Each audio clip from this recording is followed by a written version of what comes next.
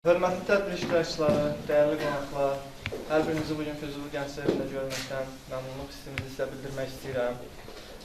Bugünkü görüşümüz Vətənpərvər Maarifçi Gənclər İctimai Birliyinin Gəncliyin Vətən Yolu adlı layihəsi çərçivəsində bir qrup ictimai nümayəndələri və gənclərlə görüşüdür. İstəyirəm tədbirimizi açıq elan edək.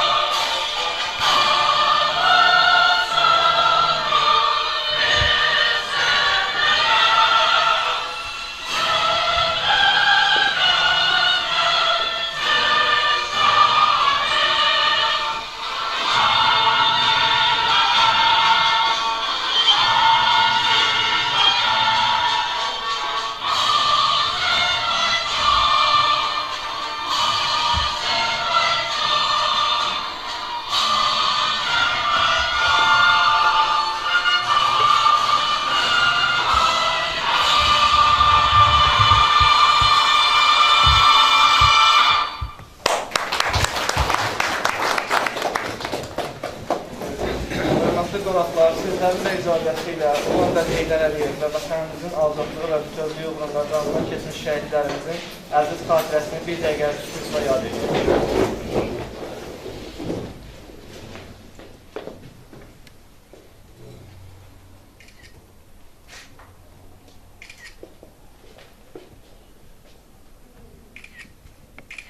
Allah rəhmət eləsin. Allah rəhmət eləsin.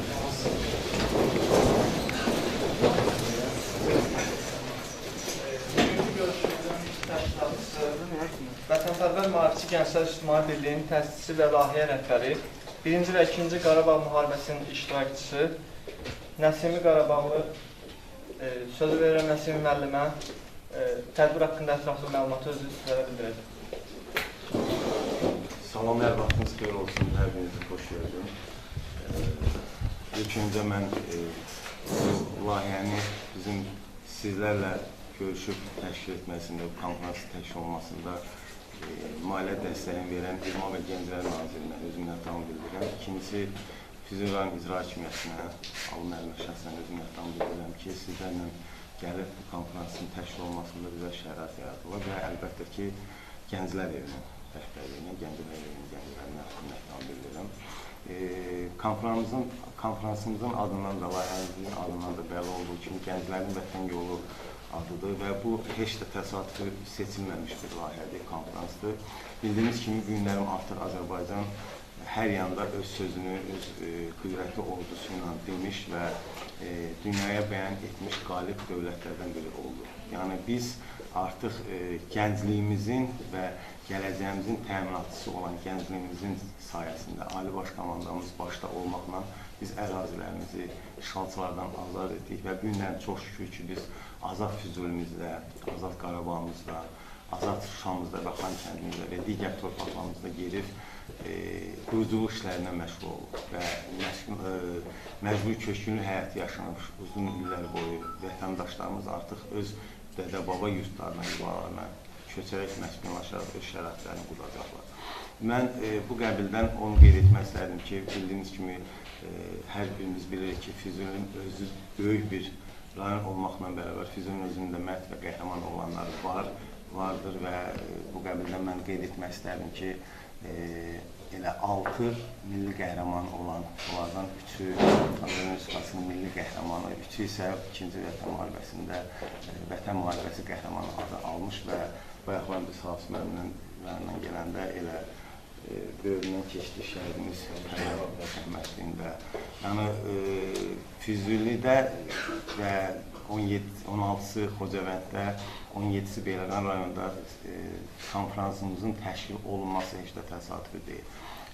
Hamımız bilirik ki, Füzuli artıq Qarabağımızın və digər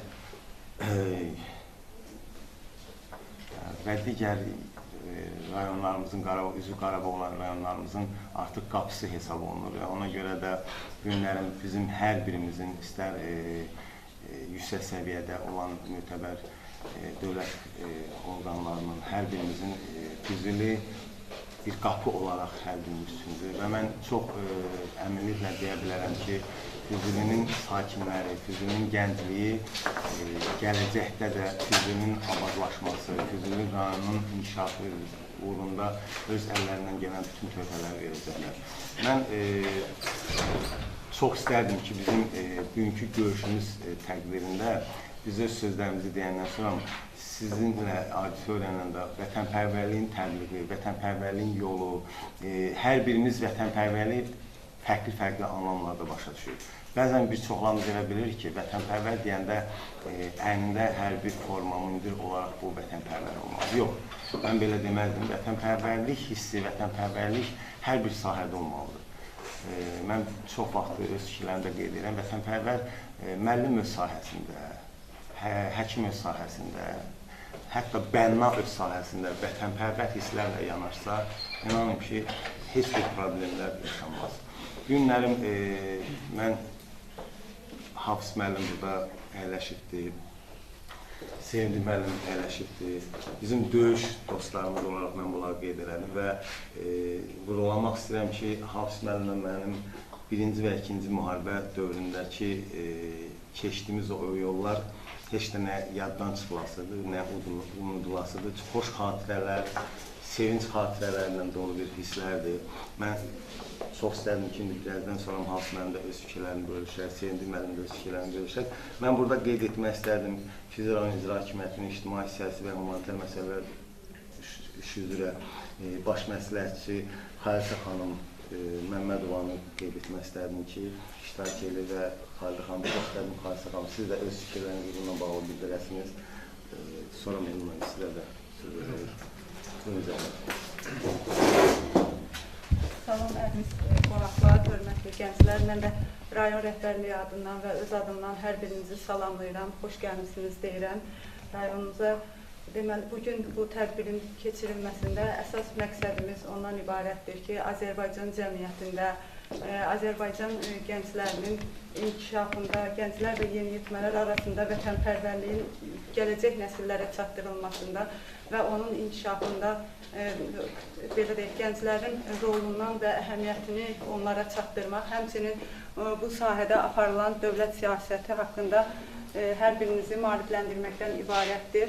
Bugün Azərbaycan gəncləri, Azərbaycan gənclər siyasəti ölkəmizdə əsas prioritet istiqamətlərdən biridir. Dövlətimiz çox gözəl bu sahədə siyasət aparır. Hətta 1997-ci ildə Heydər Əliyev tərəfindən Gənclər Günü təsis olunmuşdur. Ümumiyyətlə, gənclər siyasətinin həyata keçirilməsi ilə bağlı ölkəmizdə Gənclər və İdman Nazirliyi belə təşkil olunmuşdur ki, və bugün də o gənclər siyasətini həmin nazirlik tərəfindən həyata keçirilir. Eləcə də gənclərin inkişaf etməsində, gənc nəslin belə deyək, cəmiyyətə inteqrasiya olunmasında təbii ki, bu qəbul edilən qanunvericilik aktlarının, dövlət proqramlarının hər birinin icrası böyük rol oynayır. Bu günləri biz bilirik ki, Azərbaycan gənci dünyanın hər yerində təhsil ala bilir. Bugün Azərbaycan gənci hətta belə desək ki, fiziki cəhətdən sağlam olan, əqli düşüncəsi sağlam olan gənclər üçün çox böyük geniş imkanlarla yanaşı, belə deyək, fiziki və əqli qüsurlu gənclər, yeniyetmələr üçün də dövlətimiz xüsusi şəraitlər yaradır, reabilitasiya mərkəzləri təşkil edir ki, onların da öz inkişafını, onların da cəmiyyətə inteqrasiyasını təmin edir. Mən bu sahədə, bu istiqamətdə əlbəttə ki, çox geniş danışmaq olar. Elə burada bizim peşə təhsilindən uşaqlar, gənclər gəlib əyləşiblər. Sonra burada bizim könüllülər var ki, yəni artıq cəmiyyətin bütün sahəsində, dövlətin bütün idarə etməkçilik sahəsində gənclər öz rolunu göstərə bilər. Dövlətin bütün idarə etmə sahəsi, hətta könüllülük təşkilatı, belə deyək də, təşviqatı aparılır. Gənclər bütün sahələrdə könüllü olaraq iştirak edə bilər. Eyni zamanda təhsilimizdə o formal təhsillə yanaşı icbari təhsil də formalaşıb, bundan əlavə qeyri-formal, informal təhsillər mövcuddur ki, gənclərin özünü inkişaf elətdirməsində böyük rol oynayır. Yəni, bu sahədə əlbəttə ki, danışmaq çox geniş olar. Yəni, artıq peşə təhsili ilə yanaşı özünün məşğulluğun da inkişafı ölkəmizdə demək olar ki, həmçinin də elə Füzuli rayonu gəncləri arasında da çox gözəl şəkildə inkişaf olunmuşdur. Mən bir daha burada əyləşən gənclərə onların hər zaman vətənpərvər, qürurlu və həmişə vətənə sadiq olmasını arzuluyuram və hər birinizə diqqətiniz üçün çox sağ olun deyirəm.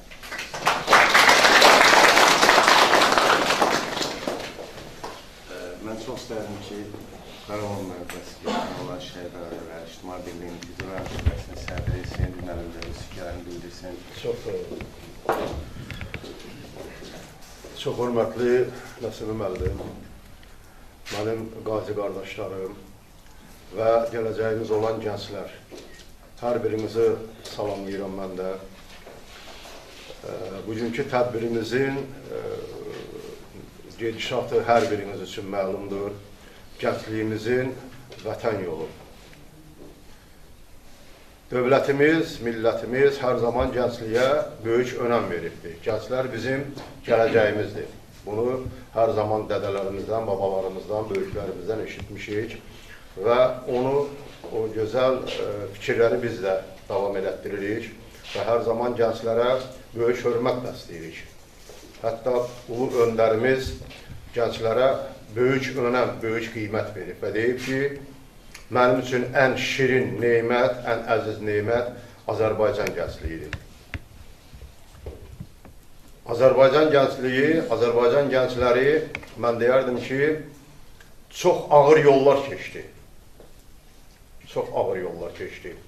92, 93, 94-cü illərdə, hətta 2-ci Qarabağ müharibəsində də 18 yaşın yeni tamam eləyib, hər bir xidmətdə geçmiş gənclərimiz döyüş meydanına atıldılar. Onlar təlim poligonlarında yox, qanlı döyüş meydanlarında öz hünərlərini göstərdilər, döyüşdülər, şəhid oldular. Allah Teala cəmi şəhidlərimizə qəni-qəni rəhmət eləsin. Yəni, bugün azad bir Azərbaycanda biz yaşayırıqsa, o gözəl missiyanı həyata keçirən bizim gənclərimiz olubdur. Buna görə də gənclərə hər zaman minnətdarıq. Və gənclərimizin vətənpərvər ruhda böyüməsi, vətənpərvər ruhda tərbiyəsi alması ilk öncə məktəbdə müəllimlərimizin üstünə düşür və evdə valideynlərin üstünə düşür. Bizim borcumuzdur ki, vətəndaşlıq borcumuzdur ki, hər bir gəncə, vətənə, torpağa sevgi, məhəbbət aşılayaq. Hər bir gənc vətən torpağını, hər qarış vətənin torpağını öz canından artıq istəməlidir. Və hər bir kəs bu üçrəhli bayrağımızı öz qanından, canından keçib onu qorumağı bacarmalıdır. Məhz bu ruhda biz gənclərimizi tərbiyə eləməliyik. Və mən inanıram ki, Azərbaycan gəncləri o ruhda tərbiyə alırlar. Və hər birinin vətən qarşısında öz müqəddəs borcunu yerinə yetirməyə mən bilirəm ki, onların 100% istəkləri var. Buna görə də mən gənclərimizə üzümü tutub deyirəm, bu dəqiqəyə Allaha şükür, Azərbaycanımız azad olubdur. Qarabağımız azaddır. Biz bütün bir Azərbaycanıq. İndiki gənclərdən istəyimiz, tələbimiz nədir? Yaxşı oxumaq, vətənə, dövlətə gərəkli bir övlad olmaq. Mən onu hər bir gəncə arzulayıram. Çox sağ olun, var olun.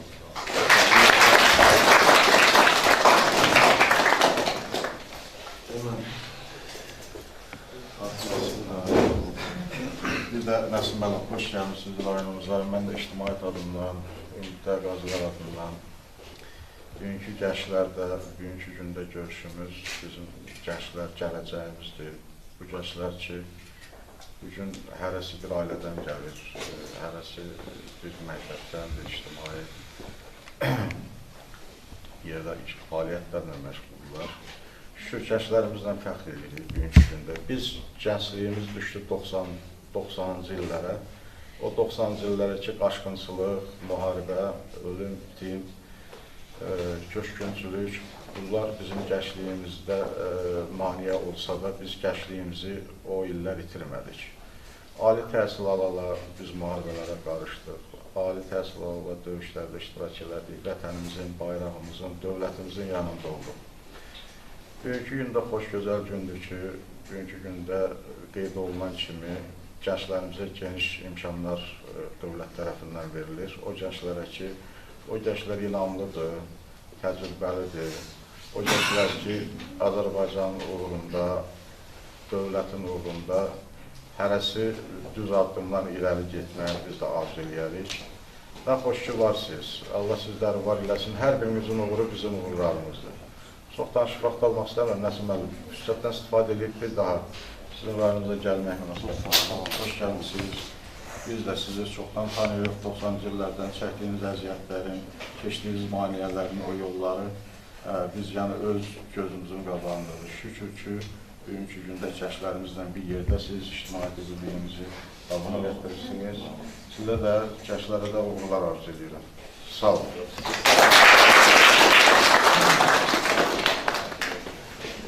Ümumiyyətlə, əziz gənclər, belə müraciət edeyim. Mən bir çox hallarda auditoriya baxaraq bu sözləri deyirəm.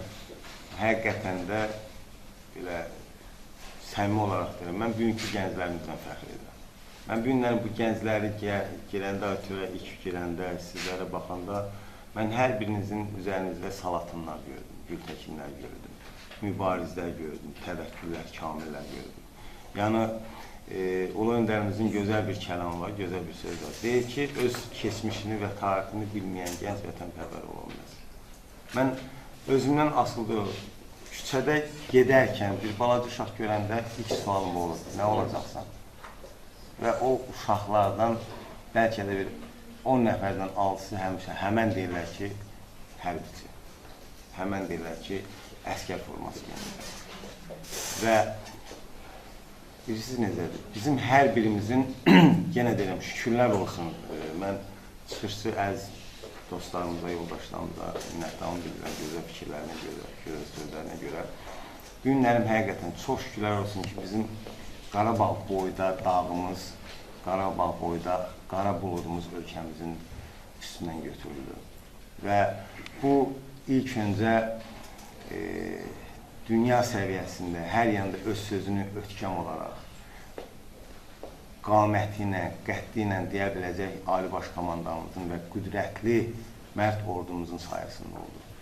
Mən, Hafız mənim qeyd elədi, Sevindim mənim də bilir, döyüş yolu keçmiş insanlar üçün sıradan biri vətəndaşlarımız həqiqətən döyüş haqqında, müharibə haqqında danışanda kitablarda görmək, oxumaq başqadır, amma o döyüşləri yaşamaq başqadır. Mən birinci müharibəyə qayıtmayacam, orada o vaxt mən özüm də cavan idim, gənc yaşlarıma düşürdü. Bu ikinci müharibəyə biz qatılanda, iştirak edəndə, mən orada, bax, sizin kimi öz oğlum yaşda olan gənc, arıq, cılız əskərlərimizi görəndə həm ürəyim dağa dönürdü, həm də bir yandan biraz pis olurdum. Pis olurdum ona görə ki, hər zaman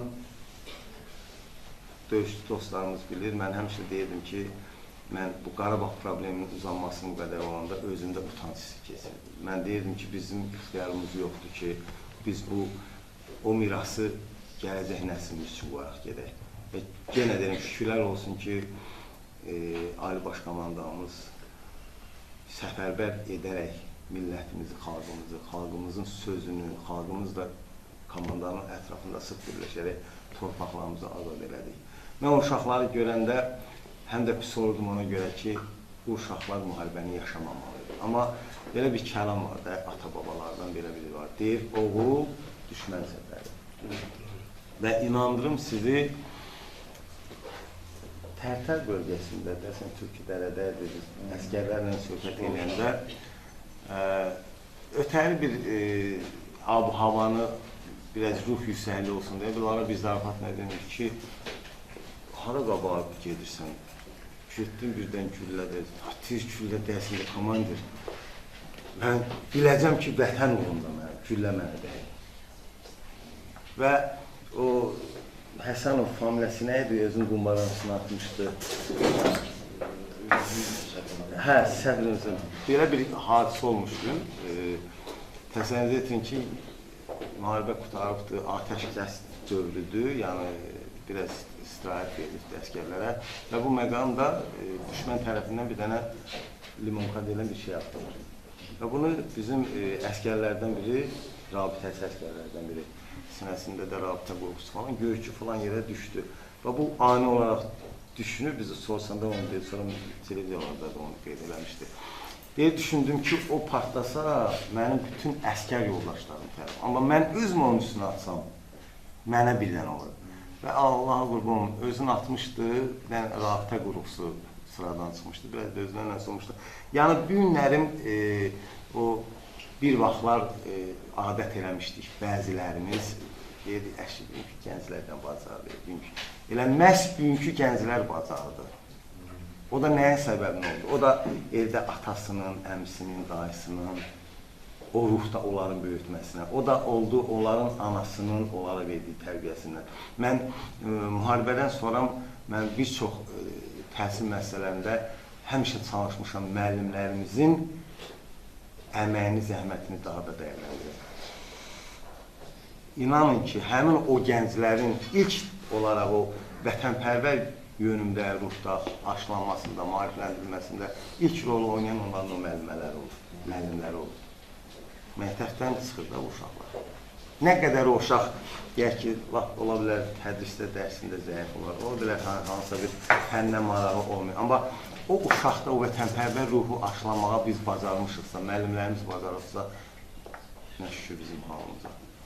Və mən burada qeyd eləmək istəyirəm, Respublikada ümumiyyətlə fəaliyyət göstərən qeyri-hökumət təşkilatların fəaliyyətini.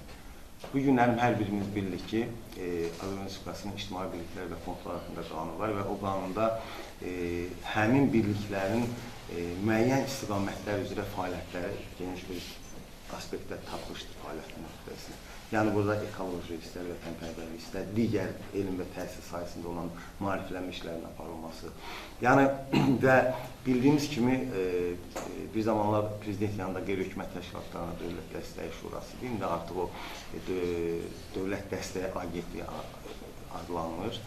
O həmin agentlik. Sonra Gənclər Fondu var. Sonra bizim İdman və Gənclər Nazirliyi var ki, gənclər təşkilatlarını ağıllı şəkildə, yəni real problemləri özündə əks etdirən fəaliyyət istiqamətində olan layihələri maliyyələşdirirlər. Və mən çəkinmədən onu deyərdim ki, həmin məhz o layihələrin maliyyələşdirilməsi, biz Bizim təşkilat hardasa bir 10 ildən çoxdur fəaliyyət göstərir. Bizim 100-dən çox layihələrimiz həyata keçirir və həmin layihələrin 80-90% və yaxud mən Kamran qardaşımla söhbət edim oğlundan, ona da qeyd edirəm. Yəni bizim layihələrimizin əsas məğzi sırf vətənpərvərliyin mövzusu olubdur. Vətənpərvərliyin gənclər arasında aşılanması olubdur. İstər bağça yaşlı uşaqlar arasında, istər orta və ali təhsil müəssisələrində olan tələbə gənclərimizlə görüşlərin keçirilməsi və inandırım sizi, həmin o layihələrin, həmin o görüşlərin sayəsi, nəticəsidir ki, bu günlərin biz həmin gənclərlə çəkinmədən ürəklə getdik Qarabağın işğaldan azad edək. Və çox şükürlər olsun ki, bu günlərin biz artıq Zəngəzurumuzun və digər Dədə-Baba Qərbi Azərbaycanımızın, Qərbi Azərbaycandan gələn Azərbaycanlarımızın artıq öz Dədə-Baba yurtlarına qayıtması haqqında düşünürük və o istiqamətdə siyasətimiz qurulur. Mən çox istərdim ki, Elməm, siz də öz fikrinizi bildirərsiniz. Sonra hörmətli Ədalət müəllimə də söz verək və auditoriyadan bir xahişim var. Yəni, gəlin burada bir çəkilişimizdə fikir vermədən, mən istəmirəm, biz həmişə çalışırıq layihələrdə görüşlərimizi səmimi şəkildə aparan, o rəsmiyyət hər yanda var. Hamımız bilirik ki, mən bilirəm ki, hər biriniz hansısa bir müəssisədən gəlmişsiniz, hansısa bir dərsinizdən, işinizdən, yəni gəlmişsiniz konferans iştirakı var. Amma çox istərdim ki, auditoriyada özü vətənpərvərliyin anlamını necə başa düşməsini desin. Vətənpərvərlik deyəndə, vətənpərvərəm deyəndə nə hiss keçməsini danışsın. Ədəm, siz də buyurun sözünüzü deyin, sonra auditoriyadan. Təşəkkür edirəm. Biz Azərbaycan Qarabağ müharibəsi əlilləri, veteranları, şəhid ailələri İctimai Birliyinin bu arada Mehdi müəllimə də təşəkkür müavini kimi bugün 1992-ci ildə hörmətli qazimiz Polkovnik Mehdi Mehdiyev tərəfindən yaradılan 2001-ci ildə Azərbaycan Qarabağ müharibəsi əlilləri, veteranları, şəhid ailələri İctimai Birliyi kimi bizim üçün böyük bir şərəfdir ki, ümumi liderimiz tərəfindən tanınan, sərəncamla bütün Respublikada tanınan və bugün bütün Respublikada o cümlədən Füzuli rayonunda filial kimi hörmətli qazimiz Azərbaycan bayrağı ordenli Sevindik İsmailov tərəfindən böyük məmnuniyyətlə idarə olunur. Son 2 ili, 2023-cü il, 2024-cü illərdəki fəaliyyətimizdən danışmaq istəyirəm. İlk öncə Əhmədallar Baxşalı Əliyevarın Əhmədallar Kənd Orta Məktəbində və Fin qəsəbəsində qazi və veteranlarla birgə məktəblərlə görüş keçirmişik. Yəni, məktəblər, şagirdlər həqiqi qəhrəmanlarla vətənin uğrunda canından, qanından keçən, qazi olan, veteran olan, istər birinci, istər ikinci Qarabağ müharibəsi veteranları ilə görüşmüş, onlara döyüş səhnələri haqqında söhbətlər aparmışıq. Elə Xalisə xanımın da burada olmasından istifadə edib dəfələrlə Füzuli rayon Tarix Diyarşünaslıq Muzeyinə dəvət olunmuşuq və oradakı şəhidlərimizə yüksək səviyyədə stendlərin ayrılması, onların əşyalarının və s. saxlanılmasını görüb Azərbaycan Qarabağ müharibəsi şəhid ailələri İctimai Birliyinin Füzuli filialının fərqli fərmanı ilə təqdim eləmişik. O cümlədən şəhidlərimizin anım günlərində iştirak edən müəllim məktəblərin direktorları və təşkilatçılarını Azərbaycan Qarabağ müharibəsi veteranları şəhid ailələri İctimai Birliyinin fəaliyyətlərini nəzərə alıb fəxri fərmanlarla təqdim edilmişik. Ən böyük tədbirimiz 2023-cü ildə Füzuli rayon səviyyəsində məktəblər şəhidlərimizi unutmuruq deyiz altında məktəblər arası futbol yarışını Horadiz şəhər stadionunda təşkil eləmişik. Birinci, ikinci, üçüncü yerləri tutanlara şəxsi vəsaitimizlə kuboklar almışıq. Hətta hakimlərə də qol saatları təqdim eləmişik. Və bizə yaxından köməklik göstərən başda hörmətli Ali müəllim olmaqla 7 nəfər idarə müəssisə rəhbərlərinə Azərbaycan Qarabağ müharibəsi veteranları şəhid ailələri İctimai Birliyinin fəxri fərmanını vermişik. Son tədbirimiz dekabrın 1-də 1-ci Qarabağ müharibəsi veteran və qaziləri ilə görüş təşkil eləmişik. onlar müharibə xatirələrini danışmış və onlarla birgə təlim-tərbiyə işlərini aparmaq üçün söhbətlər aparmışıq. Hətta planlaşdırmışdıq ki, 1992-94-cü illərdə döyüşdüyümüz yerlərə ekskursiya təşkil edəcək. Biz bacardığımız işlər hələlik bunlardır. Son 2 il nəzərdə tutmuşam və gələcəkdə də planlarımız var. İnşallah gənclərimizin vətənpərvərlikdə, dövlətimizin və dövlətçiliyimizin qorunması uğrunda tədbirləri həyata keçirmişik. Məktəbdə gənclərlə görüşlərimiz də olur. Verdim, çəkilişlərimiz də var, sənətlərimiz var. Güzən danışdım ki, siz yorulun. Çox gözəl. Mən ümumiyyətlə sizin təşkilatın haqqında, məlumatında çox danışıram. Sizin təşkilat yeganə təşkilatdır ki, Respublikamızın bütün rayon şəhərlərində fəaliyyət göstərir, filialları var. Yəni bu da onun böyük bir, belə deyək, təbəqədə veteranlar, şəhid ailələri, qazilərin cəmləşdiyi bir təşkilat olduğundandır. Və əlbəttə ki, hər bir təşkilatın rəhbərindən də çox şəxsi. Bu baxımdan Mehdi müəllimə və onun rayon şöbə rəhbərlərinə öz minnətdarlığımı bildirirəm. Təşəkkür ederim.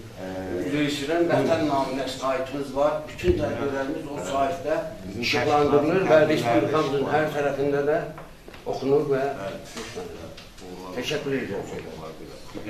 Əziz gənclər, çox istərdim ki, sizlərdən də bir fikir öyrənəm.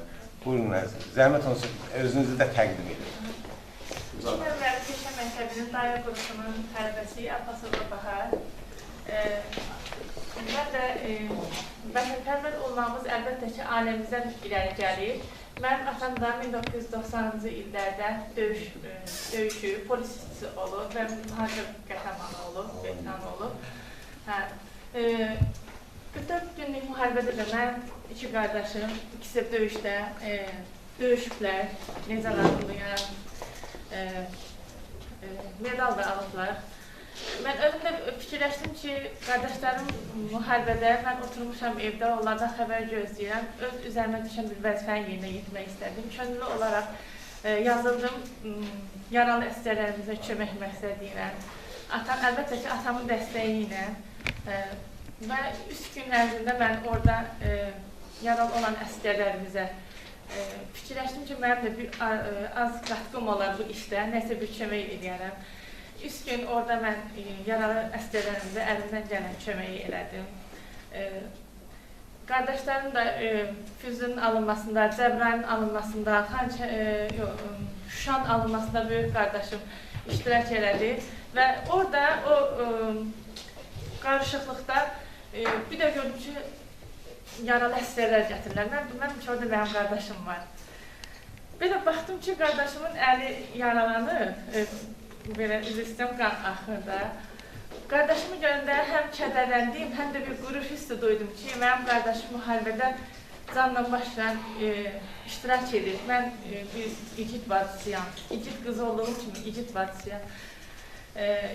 Yəni, bunu demək məqsədim odur ki, bu vətənpərvərlik ailədən gələn bir şeydir. Biz bunu əvvəldən belə görmüşük. Əvvəldən gözümüzü açmışıq, atamın çiynində avtomat görmüşük, yanında silah görmüşük, belə böyümüşük. Ona görə də bugünkü gündə mənim qardaşlarımla, mən də, yəni, o cümlədən də mənim övladım da özü istəyirəm. Vətənpərvərlikdə böyümüşük.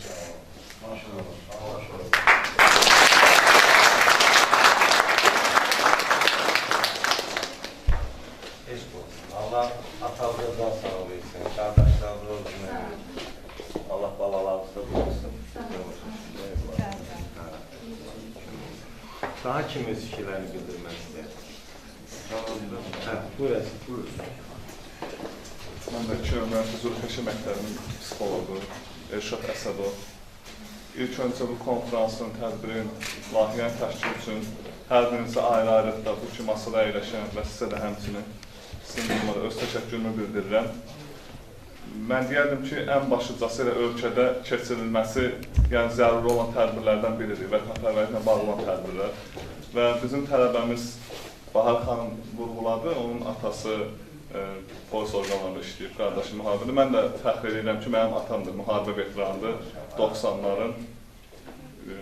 yəni hər zaman bizim evdə vətənpərvərliklə bağlı, həmişə də bir şey danışanda nəsə səbirlə inşallah öz kəndimizdə, yəni qaçqınlıq həyatı sürmüşük. Bu da bizdə məlum məsələdir. Yəni özümüz Füzulinin Qorğan kəndindənik, bəlkə tanıyanlar, bilənlər bilər. Yəni deyərdim ki, döyüşün də ən ağır tərəfləri məhz orada oldu. Yəni ora qanlı Qorğan deyirdilər.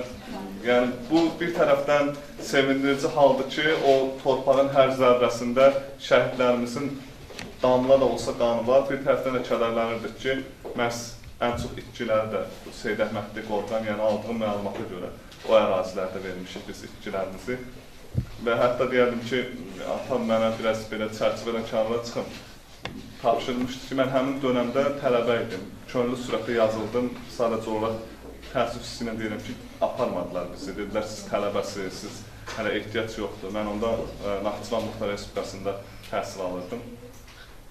Yəni, pis olurdum özümdə. Xəbərləri eşidirdik hər zaman. Orada da istər müəllim heyəti olsun, tələbə heyəti olsun, əlimizdən gələn nəsə etməyə çalışırdıq. Tələbələr atası ona pul göndərəndə belə nəsə pulla yığıb bir şey eləmək istəyirdi ki, onlara bir köməklik eləsin. Yəni, əlimizdən gələn bu idi. Yenə deyirəm, biz könüllü sürətdə, mən sonra gəldim rayonuma. Təbii ki, o çətin gündə icazə verməsəydilər belə, qaçıb gəlmək bahasına da olsa gəlməydim. Hətta müharibə iştirak eləməsəm belə. Yəni, əsas o ki, ürəyim məsafə baxımından daha yaxın döyünsün əsgərlərimizlə. Amma qohumlar olaraq, qonşular olaraq, istər balaca bir kiçik ərzaq boğçası olsun, istər bilirik ki, vuruladığı kimi tələbəmiz, yəni orada parçalardan daha çox istifadə olunurdu, yaraların sarılmasında falan. Mən yəni qəsəbəmizdə, qəsəbədə yaşayıram mən və qonşularımızda mən insan şəxslər görürdüm ki, öz qızına aldığı cehizi parçalayıb, yəni bağlayıb və yaxud da kolka qoyub göndərirdi. Burada mərkəzi klinikaya və yaxud da diagnostikaya, yəni demək olar ki, iki tibb müəssisəsinin ikisində də bütün otaqların hamısı, mən deyərdim ki, o baş həkimlər və yaxud da digərlər otaqlar olsun, istər aiti mütəxəssislərin otağı olsun, ora belə yaralılar yerləşdirmişdilər. Düzdür, biz ora gedirdik, orada bizə icazə vermirlər içəri, ancaq əlimizdəki məhsulu verə bilərdik içəri. Təbii ki, onlar da başa düşürdək, görərək, sonra pis olaraq. Həmçinin qohumlarımızdan da o tibb müəssisəsində işləyənlər var idi. Məsafə yaxın olsun deyə gətirirdi yolları, öz evimizdə saxlayırdı, onlar uzaqdan gəlirdi. Sonra elə evimizi bir kiçik otelə çevirmişdik. Necə?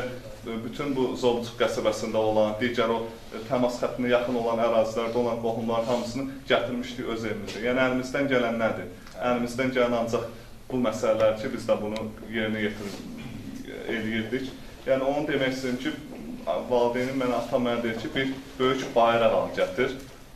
Birdən anidən, mən də şəhərdəydim, artıq gəlmək istəyirdim rayona. Mən də alıb gətirdim, hazırlaşılan bayrağıma dedi, hələ vurma. Dedim, səbəb nədir? Dedi ki, nə vaxt eşidəcəyik ki, bizim kənd, prezident orada, ali başqamandan deyəcək ki, Qorğan kəndi işğaldan azad olundu, onda asarsan. Biraz bu gülüt kimi gəlsə də mənə ki, alıb gətirmişəm də, bunu vuraq ora. Ehtiyac yoxdur. Həmin günü ki, o eşitdi ki, Qorğan kəndi işğaldan azad olunubdu, Seyid Əhmədli Qorğan. Bir də gördüm ki, nəsə taqqıltı səsi gəlir, ağaca bayrağı vurub, asdı düz evin üstündən. Yəni, evimiz də mərkəzdə yerləşdiyi üçün hər yerdən görünür. Yəni, kənd cəmaatı belə, yəni onun tamaşasına gəlmiş ki, yəni necə ola bilər ki, belə bir şey eləyəsiniz də, yəni. Düzdür, kiçik bir şeydir. Sadəcə olaraq mənə təəccüb gələn oldu ki, o öz kəndinin məhz adını eşitmək istəyirdi. Təbii ki, Azərbaycan hər bir bölgəsi bizimdir. Naxçıvanından tutmuş, Zəngəzurundan tutmuş, Şuşasına qədər. Hər birini də qarış-qarış gəzirik. Görməmişik, düzdür, biz 2000-lərə yaxın gənclərik. Burada 2000-lər var, 97-lər, 98-lər əsasən bu yaş kateqoriyasındayıq. Amma əlimizdən gəldiyi qədər elə bil ki, bir şey itirmişdim, mən öz şəxsi adıma deyirəm. Elə bil ki, bir şey itirmişdim, getdim hər bir yeri, Şuşa olsun, Laçın olsun, öz kəndimiz olsun, hər bir yeri qarış-qarış gəzmişəm. Orada həmin orada yaşayan insanlardan xatirələri eşitmişəm. Onlar bölüşüblər. evimizin insanları olsun, qonşularımız olsun, onlar deyir, təbii ki, kənddə də yəni işgüzarlıq, məşğuliyyət çox olubdur. Biri deyir, bu mənim qarajım idi, biri deyir, bu soğan baydı, mən burada onların dilindən deyirsə, bir qadır işləyirdim, biri deyir, nə bilim, salxozun sədri idim. Belə deyirlər, insan belə qürur hissi keçirdir. Halbuki oradan bir əsər əlamət yoxdur. Yəni, özümüz də gördük ki, prezident bayrağı saçmağa bir bina tapmırdı Füzulidən. Yerlə yeksan eləmişdilər. Amma yenə də elə bir ki, həmin insan durur, yerdə olan 2 qaya parçasını gözündə bir obyekt kimi canlandırır. Yəni, bu müəssisə, sən də düşünürsən ki, bura 6 otaqlı, 7 otaqlı bir müəssisə olubdur, burada bu işləyibdir, işçiləri olub, belə olub falan. Yəni, danışmağa çox şey danışarıq. Yenə deyirəm, bir daha sizə öz təşəkkürümü bildirirəm, gənclərimizə öz təşəkkürümü bildirirəm. Yəni, məktəbdə bugün vətənpərvəri ilə bağlı mövzu olacaq, gənclik ilə bağlı mövzu olacaq deyəndə hər kəs, biri var məcburi şəkildə gəlmək, biri var, hətta deyərik ki, saydan çox gətirmişik biz tələbələri. Hər biri, yəni biz də getmək istəyirik, biz də iştirak eləmək istəyirik, yəni deyərək hər biri ayağa qalxdı. Bir daha istər gənclər evi olaraq sizlərə və həm bütün təşkilatlara, yəni ayrı-ayrılıqda hər birinizə öz minnətdarlığımı bildirirəm. Çox sağ olun. İstəyərdim ki, bu kimi tədbirlərin hər biri kəndlər olsun, belə dövlət müəssisələri olsun, hər bir yerdə davamlı şəkildə keçirilsin və övladlarımıza o animasiya qəhrəmanları yerinə biz mübarizləri, fəridləri, biz digər qəhrəmanlarımızı, Polad Həşimov kimi qəhrəmanlarımızı onlara tanıdıq və onların super gücündən, o sinəsini irəli verməyindən danışaq. O, hər hansı bir Amerikada və yaxud da Fransada oturub qələmlə çəkilən o animasiya qəhrəmanlarını övladlarımızın gözündə böyütməyək. Onlar özlərini onlara oxşatmasınlar. Qoy mübarizə oxşatsınlar, Polada oxşatsınlar, Fərdə oxşatsınlar. Çox sağ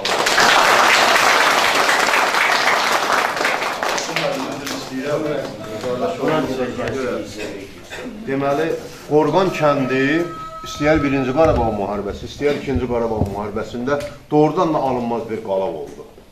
Hesabı götürün ki, 2 gün müddətinə bir briqada, yəni heç bir yerdən kömək gəlmədən bizim briqada 702 saylı hərbi hissə, 22 kənd, Horadiş şəhərini və Cəbrayılın 2 dənə kəndini, Cocuq Mərcanı və Mehdili kəndini 2 gün müddətinə biz kəndləri hamısını qaytardıq geri. Bir dənə Qorqanı qaytarmaqdan ötürü 10 gündən artıq biz əziyyət çəkdik. Hesabınızı götürün ki, o səviyyə gəldi, çatdıq ki, Ramaldan Ağa mən dedim ki, cənab polkovnik, Qorqan kəndini götürmək üçün yuxarı Seyid Əhməddini götürdük, amma Qorqana girə bilmədilər. Orada girə bilmədi. Yəni, bunlar eyni paralel bir yerdədirlər. Dedim ki, cənab polkovnik, bizim bir dənə əlacımız qalıb. Dedi ki, nə var? Yəni, mən yerli olduğum üçün belə məsləhət edildim də ondan. Bir də tabur komandiri kimi. Dedim ki, bizim bir dənə əlacımız qalıb. Biz aşağı Abdurrahmanlını götürüb, aşağı Abdurrahmanlıdan hərlənib Qorqanın arxasını bağlamalıyıq ki, bunları buradan götürək. O əməliyyatı da elədik. Düzdür, orada mənim bəxtim gətirmədi, mən ağır yaralandım. Ancaq yenə də o Qorqan kəndini çox çətinliklə götürdük biz geri. 2-ci Qarabağ müharibəsində də o vəziyyət oldu. O Qorqan kəndi bir balaca, belə indi nə bilim, qardaşoğlunun ağılına gələr, gəlməz o şeylə, balaca bir kənddir. 15-20 dənə evdən ibarət bir kənddir. Ancaq onu da deyim ki, yaxşı döyüşkən oğlanlar var. Yəni bizlə, mənlə bir yerdə döyüşən oğlanlar var, ürəkli oğlanlardılar. O balaca bir kəndi götürmək doğrudan da çox. Atan ona görə o bayrağı zamanında qaldı. Çünki Qorqan kəndləri... Bu Qorqan haqqında olan bir məlumatı demək istəyirdim. Yox, yəni onu deyim ki, strateji əhəmiyyətli bir yerdə yerləşir. İndi böyüklərimiz daha yaxşı bilər. Quru çayın sahilində mən bildiyim qədərilə orada yerləşir. Bundan əlavə, bu kəndimizin, məndə belə bir şey var ki, bu dilə, ədəbiyyata, bu etnografiya daha çox belə marağım var. Öz müəllimimizdən, yəni dilçilik müəllimi maraqlandım ki, bu kəndimiz bizim alınmağı biraz çətindir. Bunun adının araşdırılaraq mənə təqdim edə bilərsiniz. Dedi, hansı kənd? Dedim, Qorqan kəndi. Dedi, elə tarixi qaynaqlara gəlsək, indi siz daha yaxşı bilərsiniz. Orada bir yeraltı qəbir kimi bir yer var. Dedi, bunun bir mənşəyi gəlir ora ki, kurqan tipli qəbirlərdən yaranıb onun adı, Qorqan adı. İkinci olaraq, bizdə qocaların daha çox işlətdiyi bir söz var, qorqanmaq, qorumaq. Hə, bir şeyi qoruyursan, əhatə airəsinə alırsan. Bundan irəli gəlir. Üçüncü versiya olaraq da dedi ki, İranda da Qorqan şəhəri var, ola bilər köç baxımından falan, yəni 3 versiyanın üçün dedi. Mənə amma ən çox o ikinci versiya daha çox məqsədə uyğun gəlir. Çünki bir kurqan tipli qəbirdən o adın yaranması biraz çətin olar. Amma yəni, mənim də vurguladığım kimi, Qorqan çox strateji yerdə yerləşdiyi üçün alınması çətindir. Yəni, səfalı yer, düzdür, kiçik bir kənddir. Deyərəm ki, bəlkə də Füzulinin ən kiçik kəndlərindəndir Qorqan kəndi. 10, 15, 16, indi hası çoxdur təbii ki, yəni geçsək ora, inşallah. Balaca kənddən də. Mən deyərəm ki, Füzuli rayonunda ən güclü futbolçular o kənddən çıxır. Ən güclü futbolçular o kənddən çıxır. Məhsul yarışı gedəndə Füzuli rayonu üzrə, hamı deyirdi ki, bütün hər kəs deyirdi ki, onsuz da birinci yer Qorqanındır. Bu mümkünsüz olan bir şeydir. Yəni, o cürə futbolçular var. Futbol yarışında atam qılçası zədələnibdi, qılçası çıxıb, çox möhkəm zədələnib. Həmişə deyirdi ki, bizim kəndin qarşısına futbolda yəni. Həmçinin o futbolda necə ki, canfəşanlıq göstərdilər, döyüşlərdə də. Kəndimizin də şəhidləri var, tanınmış insanları var, ziyalıları var, hər bir. Bizdə gözləndə Füzuli rayonu elə bir kəndimiz ki, oranın belə deyək, öz adət-ənənəsi, oranın demək olar ki, insanları ilə, məsəl üçün kəndlərimiz var, bəzi kəndlərində ixtisasçılar çıxır, bəzi kəndlərimizdən baxsan müəllimlər çoxdur, bəzi kəndlərimizdən var, məsəl üçün siyasətçilər çoxdur. Ziyalıları ilə kəndlərimizin hamısının öz yeri var, demək var, öz təbiəti, region yeri var. Şükür ki, bugünkü gündə bütün kəndlərimiz, xırda böyük kəndlərimizin hamısı işğaldan azad olundu. Hər kəndlərimizin yeri bəllidir, bugünkü gündə inkişafda gedir dövlət tərəfindən. Bugün də elə hal-hazırda gedirik, gəzirik, baxırıq. Adicə Bəbəş dediyi kimi, hər bir daşın bir xatirəsi var, hər bir binanın bir xatirəsi var. Oturanda dostlarla gedirik, burada filan yer olub, burada oxumuşuq, burada bağçaya getmişik. Mən şəhərin özündənəm. Burada bağçaya getmişik, burada mən Sədrov tutarmışam, Sədrov məktəbin binası buradadır. Təəssüf ki, bizim məktəbin bünövrəsi də yoxdur, yerində taxıl əkmişlər. Sədrov məktəbi elə bir məktəb idi ki, qızıl medalların, tədbirlərin, ən yaxşı müəllimlərin dəstəkləyən bir məktəb. Bu hal-hazırda bugünkü gündə tanınmış iqtisadçılarımız var. Allah sizlərə bir daha uğur versin gənclərə. Biz də sizlərə fərq edirik. Elə müdürlüklərdən biri də deyir ki, vətən doğulduğun kənddən başlayıb. Azərbaycanın tarixini, ədəbiyyatını, milli adət-ənənəsini uşaqlarına öyrət. Böyüyəndə dünyanın harasına gedir, geçsin, o Azərbaycanlıdır. Çünki tarixi bilir, ədəbiyyatı bilir, milli adət-ənənəni bilir. Mən çox yerdə, Rusiyanın bir çox yerlərində kəndimizdən gedən uşaqları görmüşəm, öz Rus həyat yoldaşına Azərbaycan dili öyrədir. Öz uşaqları Azərbaycan dili bilir. İnanın ki, evində divara xalça vurmuşdur. İçəri girirsən elə bir ki, öz elindəsin. Fərqlənmir. Çünki o kökünə bağlı. Bəli, kökünə bağlı. Kökünə bağlı.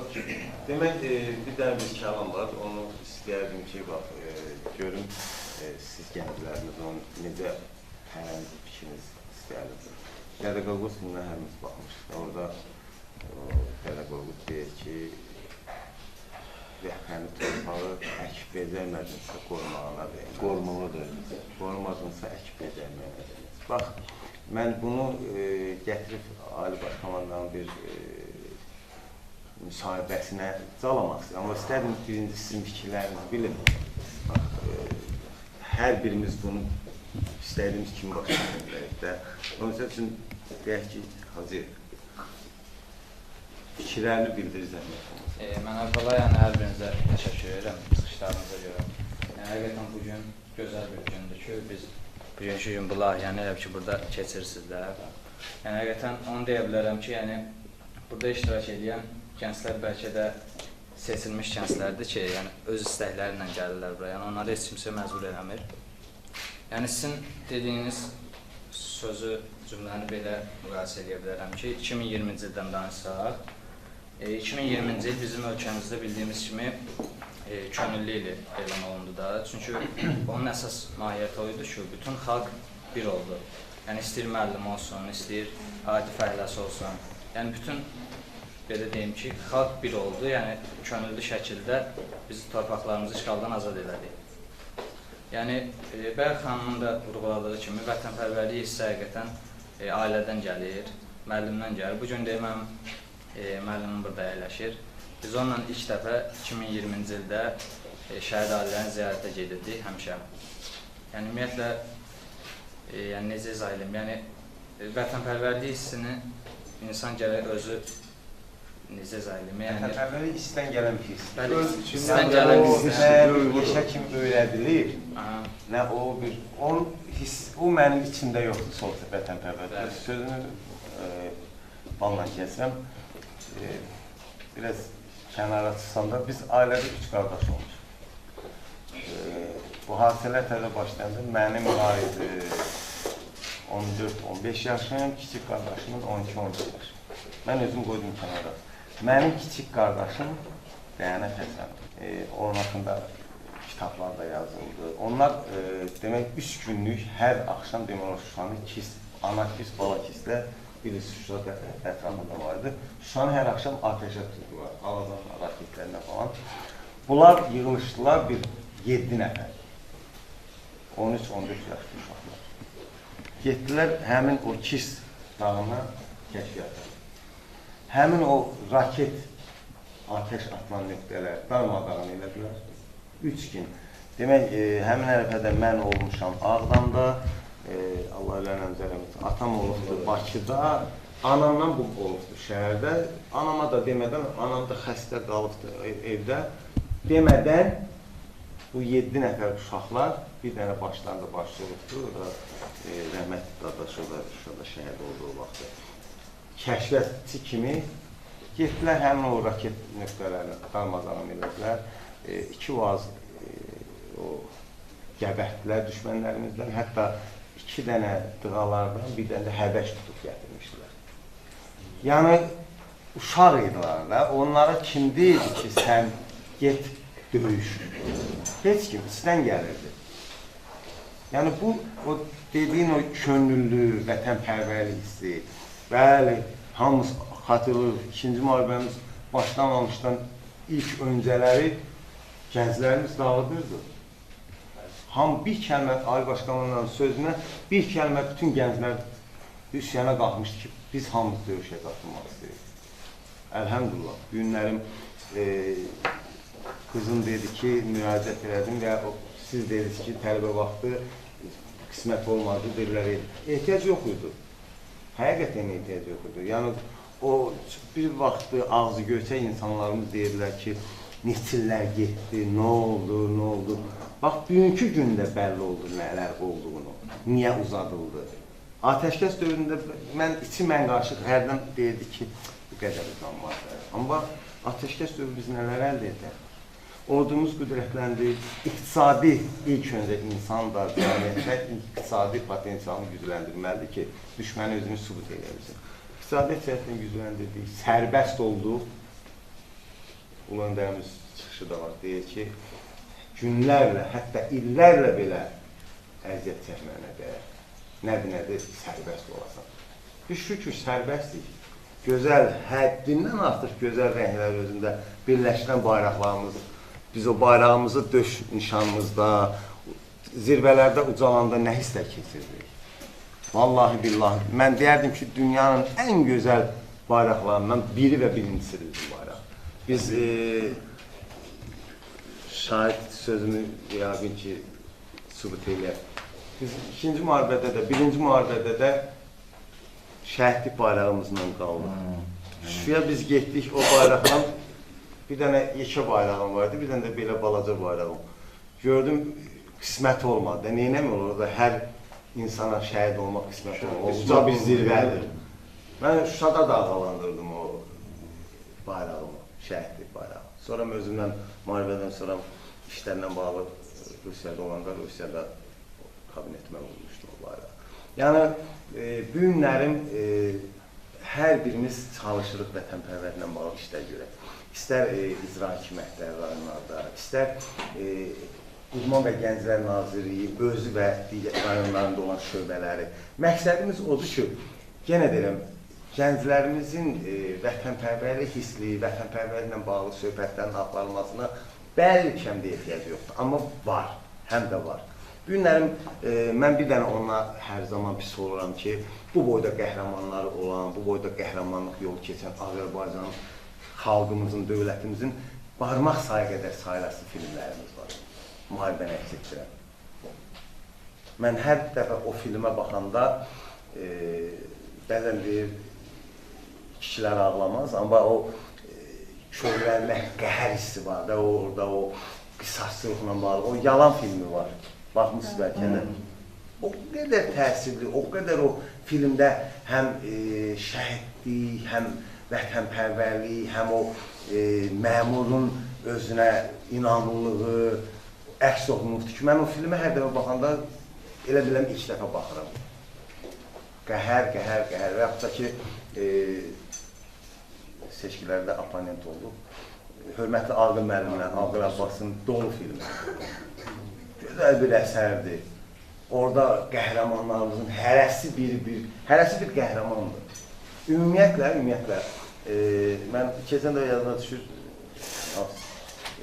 mən müharibə izləyimində, müharibə dövründə sevinməm, siz də təsvir edirsiniz, heç özümdən hələ bir qəhrəmandır.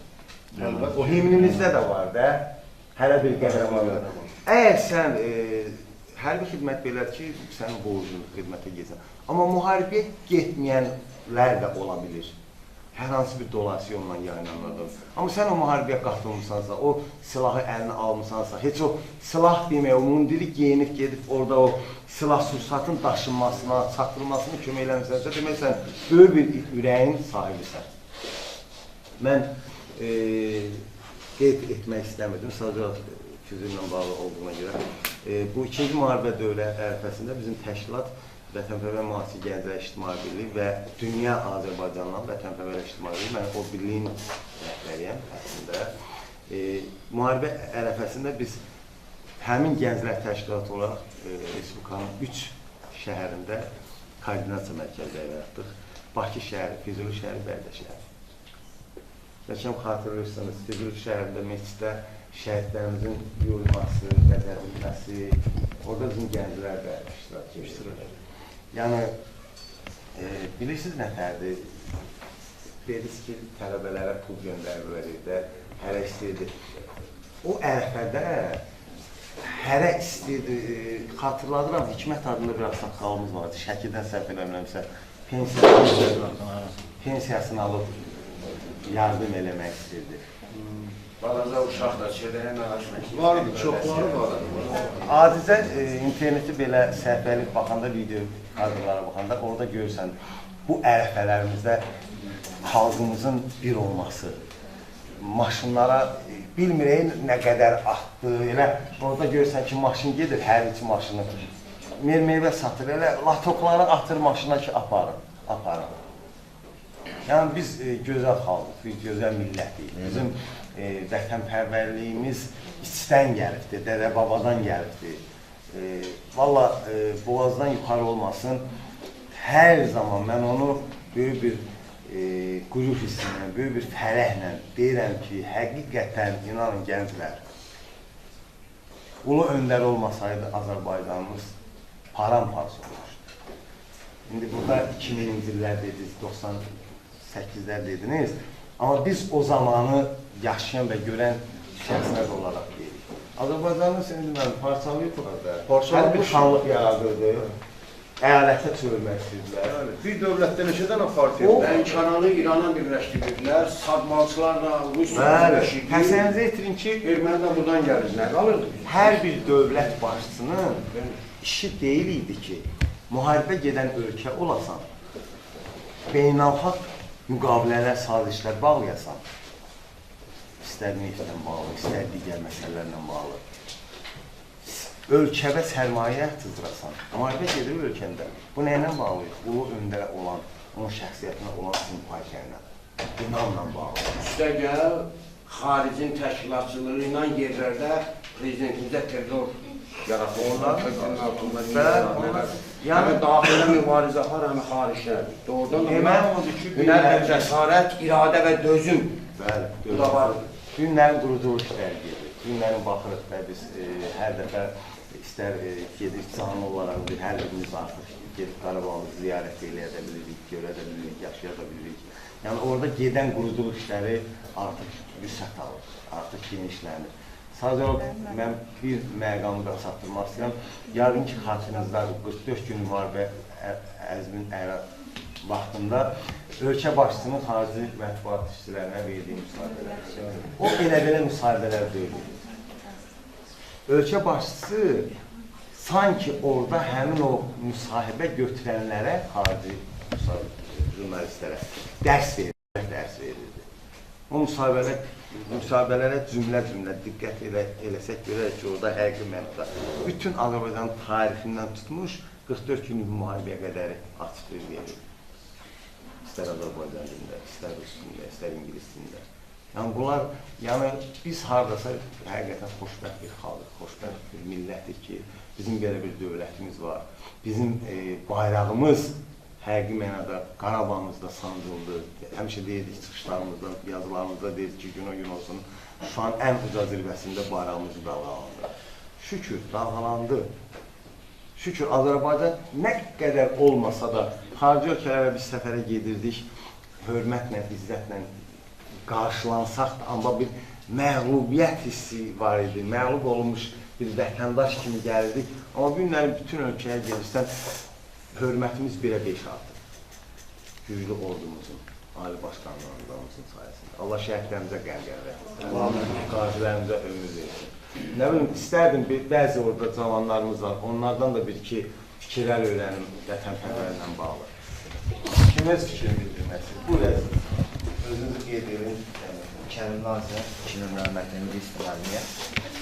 İnsan deyir elədiyim deməz, sadəcə olaraq mən bir şey məqamı demək istəyirəm. Son zamanlar internetdə çox yayılıb o barədə məlumat, ona görə bir şey deyəcəm. Müharibə başlayanda 2020-ci il sentyabrın 27 saat 8-də mən dərsə gedirdim, müəlliməm, Kamranın müəllimi olmuşam mən vaxtı ilə. Belimdə sumka döyüşə gedəndə həmin vaxt 2 qardaşım döyüşdə idi, bir qardaşım hərbiyə getməyə hazırlaşırdı. Atam dedi ki, artıq müharibədir də, getmə dərsə, qoy rahat iş eləsinlər. Dedim, yox, o da mənim vəzifə borcumda. Nəsə elə çıxmırdıq, raket atıldı, geri qayıtdıq. Həmin vaxt atam dedi ki, bir təklif ediblər ki, şəhidlər gəlir məscidə, gedin orada tədbirdə iştirak edin də, könüllü olaraq kim getmək istəyir. Dedim, mən bəs döyüşməyə getmək istəyirəm. Dedi, sən 2 qardaşın qabaqda da, anan tək qalır evdə, qoymadı. Məni qoymadı. Dedi, 3-cü qardaşın da gedir, evdə bir dənə sən qalmışsan kişi olaraq. Yəni, mən də onsa qabaqda oladım, ananı tək qoyma. Dedim, onda icazə ver, gedim, heç olmasa şəhidlərin dəfnində iştirak edeyim. Məsələn, getdim, içəri məni buraxmadılar birinci yaşıma görə. Dedilər, görürsən, pis olarsan, orada elə şeylər görəcəksən. Yəni, insan orada, indi açıq hər şey deyə bilmirəm, bəzi şeylər var, gördüklərimə, hələ də mənim gözümdə və burnumda ətirlər var ondan və yadımda heç vaxt çıxmaz. Həmin vaxt ilk dəfə ora girəndə, bilmirəm, hansı təşkilat idisə, kamera çəkməyə gəlmişdilər. Mən yerdən şəhidləri götürəndə gördüm, Sideniyanın altından isə qan gəlir. Üzlərini örtük götürürlər həmişə, üzlərini örtürürlər. Bir dənə dua edirdim ki, yəni nə olsun, qardaşım olmasın da, ona da özəlmərəm. Kim olsun, qurbanlar, düz deyir, mənim çünki daimdə şəhid olub. Əmmi oğlu da şəhid olub, o hissin nə olduğunu bilirəm mən. Dedim, qardaşım olsa dözə bilmərəm, amma qalan, düz deyir, o da şəhiddir, fəxirdir. Amma insan baxmadı öz qardaşına. Hər dəfə açanda əyağından açırdım, üzündən açmırdım ki, əyağında pikaları olurdu, orada yazılırdı. Əyağını qaldırırdım, bir dəfə açanda familiyası eyni oldu, ürəyim gəlmədi, üstünü örtdüm, deyir, yox, narahat olma, sənin qardaşın deyil. Dedim, onda çıxdım, oturdum, çöldə ağladım, sonra buraxdılar içəri, dedi, sən qoymayacaq, da ağlasan, buraxmayacaq içəri. Məsələn, bir dəfə bir hadisə olmuşdu, onu danışmaq istəyirəm. Noyabr ayının 20-si idi, mənim ad günüm idi, müharibə qutarmışdı. Nə görə demək istəyirəm bunu? Son zamanlar internetdə dostluq çağırış edirlər, bir ara səhv etməmsə, Xankəndində şüarlar səslənirdi ki, gəlin ermənilərlə qardaş olaq falan filan. Mən bir xatirəni deyəcəm sizə, az günün birini getdim ora, içəri girdim, Dedilər, sən ad günündə burada nə işin var? Gedəvə dedim, yox, nə olsun ad günüdür. Oradan da bəlkə də anasıdır, hansısa qardaşının ad günüdür. İçəri gedim, bir anlıq ilk dəfə mən heç vaxt 44 günlük müharibə vaxtı, 30 günü mən orada oldum. Bu qardaş da, dayılar da oradaydı, mənim yadıma gəlir. Biz gecə saat 5 gün mən getmədim və 5 günə yatdım, məsciddə qaldım. Çünki bir dəfə gecə saat 3-də bir şəhid qardaşımız gətirmişdilər. Mən ilk dəfə bir onu da özüm bağışlamadım. Bilmədim, qolumdan götürdüm, sən demə onun qolu çıxmış yemiş. Mən də qolumdan götürəndə qolu əlimdə qaldı. Belə dondum qaldım ki, bu nədir qardaş? Əlimdə görmüş insan qolu. Nəsə çox şeylər görmüş, danışmıram indi orada. Sonra girdim içəri, baxdım, gördüm ki, insan oxşamdı. Dedim, bu nədir? Dedi ki, şəhiddir də. Dedim, belə şəhid olar. Bunun üzü yox, bir şey yox. Dedim, onun əsirlikdəydi, Tovuzdandır. Üzün dərisini soyublar. Qulağın canı kətmişlər, nəsə deməyəm o havralar. Dedim, bəs yaxşı, indi deyirlər, həmin vaxtı çağırışda öcə gələn vaxt. Dedim, indi bu qardaşlar bəziləri deyir ki, gəlin ermənilərlə dost olaq. Biz necə dost olaq ki, mən gözüm bunu görür də. Mən o görə gənclərə bir şey tövsiyə eləmək istəyirəm. Düzdür, mehribançılıq yaxşı şeydir. Amma erməni ilə mehriban olmağa dəyməz. Çünki 1905-də dedilər, gəlin qardaş olaq, olduq. 18-də başımıza oyun açdılar. 18-də qardaş olduq, 92-də oyun açdılar. İndi 2020-də yenə də o çağırış edirlər, amma məncə olmuyor. Çünki olsa eyni şey bir deyəcək. Çünki erməni ilə bir millətdir ki, indi onlarla dost olsan, düz içində yaxşılar da var. Mən müharibə vaxtı eşitmişdim, yadıma gəlir. Qorqan məsələsini dediniz. Mən Qorqanda o vaxtı ilk dəfə həyatımda ən pis insanları, yəni belə üzünün forması dəyişmiş insanları mən Qorqan şəhidlərində gördüm. Ərazidə qalmışdılar, həqiqətən ora girmək qeyri-mümkün idi. 5 gündən sonra onları gətirmişdilər. Yəni elə bir haldaydılar ki, mən insanlıqda ilk dəfə elə bir insan gördüm. O qədər böyümüşdü o insanlar, yəni həqiqətən orada çox ağır döyüşlər olmuşdu. Və bir dənə də xatirəni deyəcəm, bir şəhid xanımın sözü var. Səhv eləməmsə, xüsusi təyinatlı qüvvələrdən idi. Girdi içəri, çığırdı və bir kəlmə dedi ki, buraxmırdılar içəri, dedim icazə verin, eyb yox, damlansam mən damlanacam, qoy girsin, bəlkə son dəfə görsün, halallaşdın həyat yoldaşından.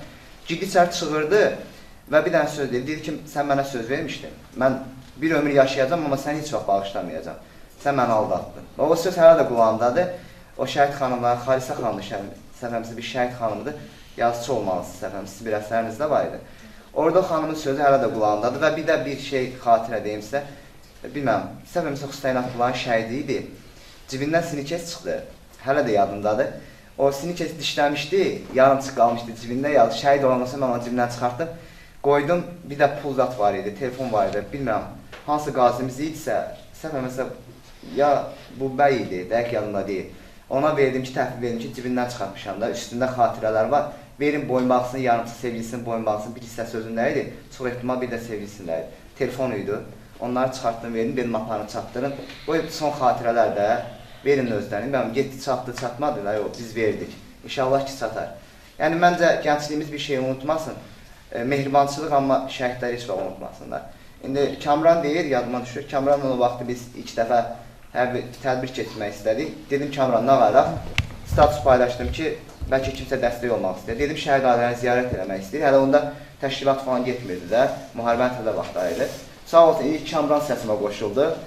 8 mart günü idi. Dedim, neynəyək, neynəməyək? Dedi Kamran, gedək Xudayarın anasını ziyarət edək. Kamran getdi, ona 8 mart hədiyə saldıq. Ondan sonra Füzulidə başladıq. Dedim, bir neynəyək, bir yaradıcı olsun, yaddan çıxmasın. Könüllü təşəbbüs irəli sürdük. Öz otağımı, hazırlıq otağımı şəhid şəkilləri elədim. Təxminən 800 şəhidin şəklini öz imkanıma, yəni Allahın gücün çatan qədər də, Allahın köməyi ilə də sonuna qədər elədim. Şəhid şəkilləri elədim. Bütün otağım 800 şəhidin şəkli var. İstə 1-ci Vətən müharibəsi, 2-ci Vətən müharibəsi. Elə Kamran həmin vaxtı gələndə bir soruşurdu ki, bu kimdir, bu kimdir. Yəni, bacardığım qədər axtarından məlumat yazırdım ki, yəni unudulmasın da. Mənim də gücüm ona çatırdı. Sonra həmin hazırlıqlar başladı. Gördüm ki, yavaş-yavaş bəzi şeylər var, yəni həqiqəti də demək bəzən düzgündür. Müasir tələblərə görə təbliğat daha güclü olur. Texnologiya, TikTok falan yayılıb. Amma maalesef ki, gəncliyimiz TikTokdan xeyli şeylər yox, lazımsız şeylər sərf edirlər. Məsələn, şəhid paylaşırsan, aşağıdan olan layka baxırsan, 2 dənə layk var, amma lazımsız bir insanın laykı var, 10 minlərlə layk var. Yəni, məncə Gənclər İdarəsi buna da nəzarət eləsə daha güclü olar. Təbliğat, yarışlar şəhidlər haqqında olsun. Məsəl üçün, şəhid xanımlarını mən səhifələrini izləyim, mənim özüm şəhidlər haqqında səhifəm var idi, paylaşırdım, məlumatları yazırdım. Orada gördüm şəhid xanımları hərdən o qədər gireylənirlər, yəni haqlı gireylənirlər də. Lazımsız insanların layiqi var. Layiq xatirinə demirəm, amma şəhidliyə layiq ehtiyacı yoxdur. Şəhidin layiqini Allah verib onsuz da, cənnətinə qəbul edib və onu bəyənir. Layiq nə demək? Bəyənmək. Allah onu sevir seçisi demişdi, yəni hər adamı seçmir. Bəzi olur, gedirsən 10 illərlə arzusunda olsan, qismət olmur. Amma onlar bir dəfə addım atdılar və Allah elə oldu, hətta ilk günündə şəhid olanlar var idi. Yəni gəlirdilər, bir körpə uşaq var idi, 18 yaşı olardı. Üzündə o qədər nur var idi uşağın, saçlarını oxşuyurdum. Hələ də gördüm, istiliyi hələ də əlimdə var idi. Yəni, bu körpələri görəndə adam biraz bilmirdi, pis olsan, bir səfər eləyəsən ki, bu yaşda yer döyüşür də. İndi amma gənclərimizə baxsan, maalesef o gənclər yoxdur artıq. Bəlkə də deyirsiniz, gənclik qəhrəmanların çoxu 1-ci Vətən müharibəsində şəhid olmuşdu. 2-ci Vətən müharibəsində çoxu getdi. İndi inşallah da ki, o yeni nəsildə olsun, amma nəsə ümidim günü gündən azalır. Çünki gəncliyimizi görürəm, o gəncliyə artıq TikTokçular yetişir, TikTokerlər yetişir, fenomenlər yetişir, amma mübarizdə onlar Ümumiyyətlə, təbliğat inşallah gücü olarlardı. gözəl qeyd elədim, çox olmasına görə, var olasın fikirlərinə görə. Ümumiyyətlə, sosial şəbəkədən istifadə edənlərin hərəsinin öz auditoriyası var. Çox gözəl vurğuluysan. Mən bacardığım qədər işlərimlə əlaqədar çalışıram. Həm Facebookda, həm Instagramda, həm TikTokda istifadə edirəm, X-də falan. Hərdən bəzən bilirsən, fikir verirəm. Baxırsan ki, canlıda bir dənə hüquqşünas var, hüquq mühafizələndirmə var. 7 nəfər. Uzağı 12 nəfər. Pulsuz, parasız bu maarifləndirmə yerində hüquqi xidmət göstərir. Amma baxırsan bir dənə yüzlərlə izləyicisi də var. Yəni o auditoriyanı, o dəstə nəzarət, o nəzarət yox. Sadəcə olaraq hər kəsin öz qabı orada bilinir. Səhifə var, girirsən, məsəl üçün, sənin səhifənə girməmsən də başdan əvvəl hamısı sırf vətənpərvərlik, dövlətə bağlılıq, bayraq, şəhid haqqında, şəkillər, şəhidlik, müharibə şəkili. Amma filan kəsin səhifəsinə girsən, bilirsən ki, bu nədir? Bir də məlumat istəyirəm, təbliğat da dediniz. Məsələn, mən Səudi Ərəbistan'a getmişdim bir dəfə. Şəhid şəkillər olan Kamran Görüf forma var idi. Təxminən 20 şəhid şəkil var, öndə var arkada. Getdiyim yerdən bir Sirdən idi, bir də İndoneziyadan idi. Mən İngiliz dilini bilirəm deyə sərbəst danışırdım onlara. Mənə yaxınlaşdı. Dedi, kimlərdir onlar? Dedim, şəhidlər. Dedim, bizə danışdı, hansı ölkədən? Dedim, Azərbaycan. Çox maalesef ki, bəziləri tanımadı bizim ölkəni. Həmin vaxtlarda müharibənin də vaxtlardı. Yəni. Amma dedim, falan yerdə döyüşdülər. Başda sonra məni çıxandan sonra biz təvab edirdik, şəhəb evindən təvab edəndən sonra qayıtdım. Mən bir də qarşıladı, gəldi görüşümə, bu da öpdü, qucaqladı mənə, dedi, hava olsun. Sizin vətəninizi həqiqətən internetin desin, girib baxdılar, bir onun evi, deyil, həqiqətən baxdıq, sizin vətən çox belə gücəlik göstərib. Adam həqiqətən qürur süduydu. Biz də orada məni tutdular orada. Orada icazə yox edərək polisi tutdu. Sonra başa saldı ki, bu şəhiddir. Ondan sonra şəhid adı deyən kimi bıraxdılar. Elə bir də başqa bir insana təbliğatı aparıram. Dedim, yox, şəhidlərimizdir, vətənimizin şəhidləri. Ondan sonra Səudi Ərəbistan polisi məni bıraxdı. Amma yəni, bacardığımız qədər bunlarda çalışaq. Təbliğatımız güclü olsun. Siz də sağ olun ki, belə təbliğatımız güclü olsun. Mən sonda elə onu demək istəyirəm. Həqiqətən çox gözəl, çox isti bir tədbir oldu. Yəni, bu mövzu elə bir mövzudur ki, burada hər kəsin deyiləcək sözü var. Hər kəs bu mövzuda günlərlə, saatlarla danışmaq olar. Bir də bizim Ulu Öndərin hələ illər əvvəl Füzuli rayonu haqqında dediyi bir söz var ki, bütün Füzulilər hamısı qəhrəmandırlar. 44 günlük vətən müharibəsində mən deyərdim, Füzulidə bəlkə nadir hallarda, o da müəyyən bəlkə də bir səbəblər, ailənin üzvlərindən müharibədə iştirak edən olmamışdı. İstər ön cəbhədə, istər arxa cəbhədə, hər kəs müharibədə canla başla bir nəfər kimi iştirak elədilər və hər kəs də özünün gücünə uyğun öz şücaətini orada göstərdi. Mən bir də onu qeyd etmək istəyirəm, indi sosial şəbəkələrdən, informasiyadan danışlar. Yəni artıq bizdə texnologiya dövrü, informasiya dövrü, sosial şəbəkələrdə artıq biz sözümüzü deməyi bacara bilən insanlarıq. Ona görə də vətənpərvərlik təkcə əldə silah, səngərdə düşmənlə döyüşmək, düşmən əskərini öldürmək deyil. Vətənpərvərliyi gənclər hər sahədə, hər istiqamətdə yerinə yetirməlidirlər. Vətəni təmsil etmək üçün gözəl xarici dillər bilmək lazımdır və yaxud da ki, tariximizi dərindən bilmək lazımdır. öz ümumiyyətlə işlədiyiniz hər bir sahədə, hal-hazırda tələbəsinizsə, siz öz tələbəlik hüququnuzu belə deyək, vicdanla, şərəflə yerinə yetirməlisiniz ki, siz öz vətənpərvərliyinizi bu istiqamətdə doğrulda biləsiniz, göstərə biləsiniz. Çox sağ olun. Mən bilirəm ki, bizim gənclər hər zaman vətənpərvərdilər, hər zaman öz düzgün istiqaməti seçə bilən gənclərdilər. Hər birinə uğurlar arzulayıram. Çox siz var olun.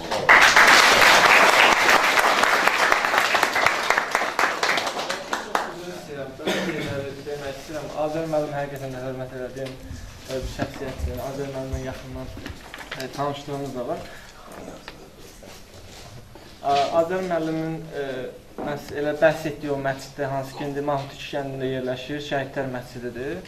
O Şəhidlər məscidində, məsələn, o şəhidləri qəbul eləmək, onların müəyyən hansı ki, prosedurlardan keçirdi, onları həyata keçirmək üçün uşaqlar orada işləyirdi. Yəni, sözün əsl mənasında uşaq. Yəni, həqiqətən də uşaq idilər. Yəni, onlar neçəsini tanıyıram ki, məndən yaşda kiçikdilər. Yəni, o uşağın, yəni, orada fəaliyyət göstərməyi əslində başqa yerdə görsə, bəlkə də özünü itirər, nə bilim, huşunu itirər. Çox şey olur. Bu gəncliyi mən gördüm, həqiqətən, yəni, özümlə daxil olmaqla, həm müharibədə olanda, müharibə dövründə, hansı ki, o gəncliyi müəllim qeyd elədi, Ədalət müəllim də qeyd elədi, Azərbaycan parçalarında o dövrlərdə. Yəni, söhbət gedir 1-ci Qarabağ müharibəsi dövründə. Amma 2-ci Qarabağ müharibəsi dövründə Talış, Ləzgi, Avar, mənim bir tərəfində Talış var idi, bir tərəfində Ləzgi var idi, bir tərəfində Avar var idi. Bizdə bir Avar var idi, biz ona Can Avar deyirdik. Həqiqətən də çox şücaət göstərmiş olan idi. Hətta elə Can deyirlər deyə, Can Avar deyirdik. Amma müharibədə gördüyümüz şeylərdə artıq o konkret, o adın layiq olduğunu biz gördük. Necə şücaət göstərdi, bilmiyorum. Mühasirəyə düşmüş bir BMP-dən, yanan BMP-dən daha doğrusu. Yəni, düşmən gülləsi hər tərəfdən səpələnir, o dayanmadan qaçdı həmin tank BMP-nin içindən şəxsi heyəti çıxartdı. Və o orada olduğu müddətdə 3-4 dənə də qumbaratın atıldı hətta. Yəni, ondan geri çəkilmədi. Hansı ki, etnik azlıqdır. Əvvəllər, yəni, 1-ci Qarabağ müharibəsi dövründə onlar hansı ki, Azərbaycandan ayrılmaq istəyirdilər. Bugün həmin etnik azlığın nümayəndələri gəlib orada Qarabağlılarla, biz Qarabağlılarla çiyin-çiyinə döyüşürdü. Və bu, təbii ki, bu hazırki ideologiya var ki, bizim dövlətçilik xəttimiz var ki, Ulu Öndərdən qaynaqlanır, onun bariz nümunəsi və nəticəsi idi. Bugün Azərbaycan xalqı birdir və onların birliyinin ən təməlində duran məfhum şəhidlərdir. Orada bir Talış var idi, etnik azlıqdır, belə Talış deyə müraciət edirlər. Yəni, hər birisinə həqiqətən də böyük hörmətimiz var, öz millətimizdir, özümüzdəndir. O deyir ki, mənim əmim şəhid olub, mən ona görə gəlmişim. Əmimin qisasını almağa gəlmişim. Şəhid bizim birliyimizin, vahidliyimizin ən böyük simvoludur. Bizim ən böyük xəzinəmiz şəhiddir. Və şəhidləri, çox üzr istəyirəm, yəni bu şəxsi fikirdir, ola bilər kimlərsə zidd qəbul eləyər. Hansısa əyləncə platformalarında, onların təbliğatında hansısa bir əksik, ora girən əyləncə üçün girir. Yəni o əyləncəyə girən adam, yəni orada onu gördü, görmədi, onun əyləncə marağına ziddi, bəyəndi, bəyənmədi yox. Şəhidin ən böyük təbliğatçısı özüdür. Şəhidin elə qisasını alan da özüdür, ən böyük təbliğatçısı da özüdür. Yəni bir şey ki, bugün küçə ilə gedən balaca bir uşaq dilində zümzümə edirsə, vətən yaxşıdır, bu ən böyük təbliğat. Bundan böyük təbliğat ola bilməz. Yəni şəhidlər bizim ən böyük dəyərimizdir və şəhidlər bizim gəncliyimizin ən gözəl nümunəsidir. Azərbaycan gəncliyinin ən gözəl nümunəsidir. Və mən ona görə deyirəm ki, mənim bu gəncliyə ümidim böyükdür. Hansı ki, Mübariz İbrahimov şəhid olmuşdu o dövrdə, bizim bir tanış var idi, yaxın dostumuz var idi. Yəni, bəzən mübahisələrimiz olurdu, aramızda diyaloglarımız olurdu. O dedi ki, hələ bir müharibə başlasın, siz görün nə qədər mübariz var. Hələ bir müharibə başlasın, siz onları görəcəksiniz. Həqiqətən də elə oldu. Yəni, biz tam ümidimizi itirirdik ki, yəni, artıq 30 ildir, bir nəfər şücaət göstərir, bir neçə nəfər. Yəni, barmaqla sayılan insanlar şücaət göstərir. Əlbəttə ki, bizim 1-ci Qarabağ müharibəsində iştirak edən qazilərimiz, şəhidlərimiz, Allah verdi, bax, Bağırov və onun timsalında bütün şəhidlərimiz bizim üçün örnək idi. Həqiqətən də bizim kumirimiz idi. İndi müəllim də qeyd elədi. Bəli, bizim kumirimiz idi və müəllim də qeyd elədi. Uşaqdan soruşanda ki, sən nə olmaq istəyirsən, deyir ki, mən əsgər olmaq istəyirəm. Yəni, onların sayəsində biz bunları öyrəndik və bu yolu davam elətdirdik və mən yenə də ümidimi itirməmişəm. Heç vaxt da itirmərəm bizim Azərbaycan gəncliyindən və əgər lazım olduğu təqdirdə biz yenə də o mübarizələri görəcəyik. Yenə də o Polad Həşimovu görəcəyik. Biz Fərid Əhmədovları görəcəyik, hər zaman görəcəyik. Çünki biz qəhrəman xalqıq. Azərbaycan xalqı həqiqətən də ali xalqdır və onun da hər zaman ali nümayəndələri dünya səviyyəsində, elə ölkə səviyyəsində də mütləq ki, görünəcək. Çox sağ ol.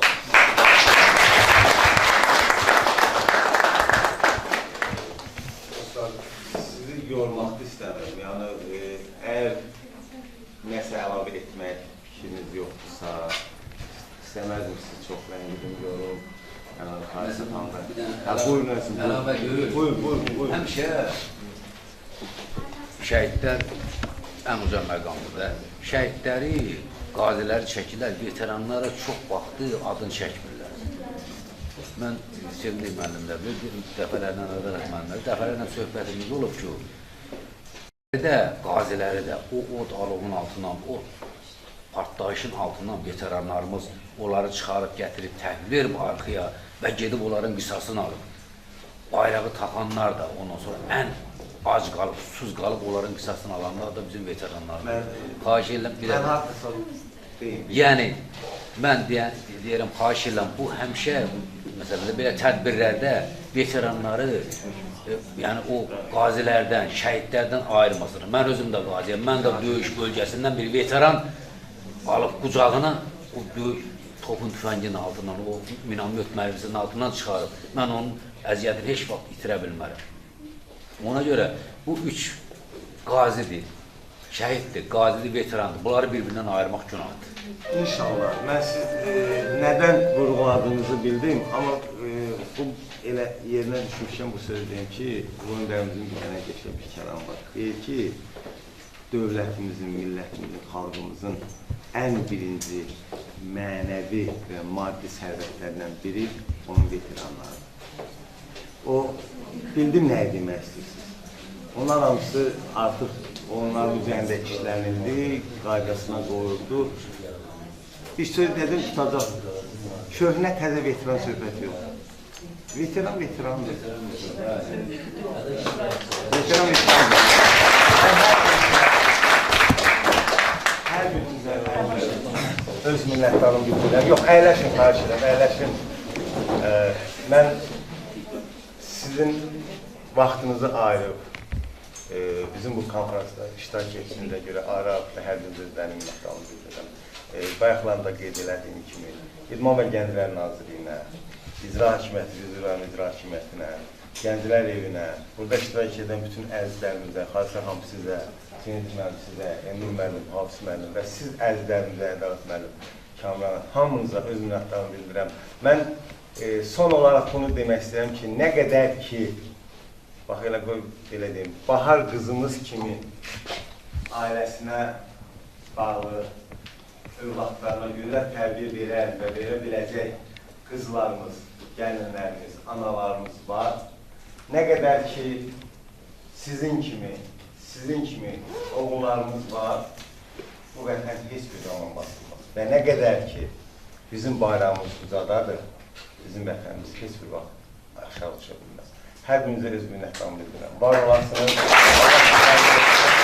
Allah sağlığınızı, minnətdaram sizlərə. Var olun. Bir son olaraq bir dənə şəkil çəkməyəndə xatirə şəkil. Aşağı.